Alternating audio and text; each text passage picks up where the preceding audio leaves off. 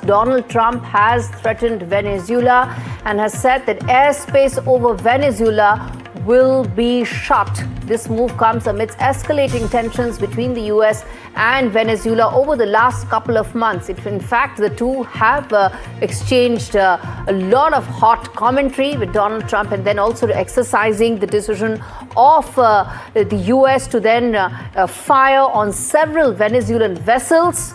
And now what follows is a sharp escalation in those tensions. Let's get in Vishal Vivek, tracking this very closely for us. Vishal, the escalating tensions between the US and Venezuela is a huge cause of concern. Walk us through exactly what Donald Trump is threatening Venezuela right now. Well, Boris, the tensions between Venezuela and the US have been brewing for a while now. It's been almost 2 months since the US has been deploying, one military component after the other. Just a few weeks ago, we saw US deploy its biggest arsenal, the biggest US ship there is, probably the biggest warship that the planet has seen, was deployed near the Caribbean, near Venezuela, to threaten Maduro and the Venezuela government. What we've seen in the recent past is that Venezuela has not backed down, and they have tried to, they have tried to combat the US on every front. They have also mobilized their forces. We have not seen a direct confrontation, but the US has tried to, execute many airstrikes on the, aforementioned many Venezuela ships have been attacked. Many drug traffickers have been killed. At least 4 to 5 dozen people have been killed. Allegedly, these people are trafficking drugs from the Venezuelan government to the US soil, and that is the main argument that the US is saying, that they want to, stop, bring an end to this whole.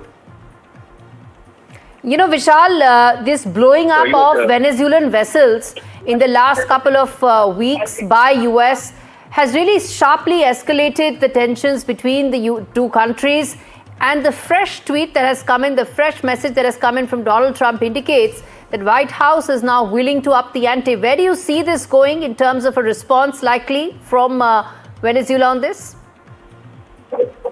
Well, as I mentioned, Gauri, Venezuela has also deployed and mobilized its troops. We've seen in the last few weeks that Venezuelan Army, Air Force, they have also been positioned to sort of give a direct reply to the US mobilization. As I mentioned, there has been no direct confrontation between both the sides, but the US is hell bent on proving a point here.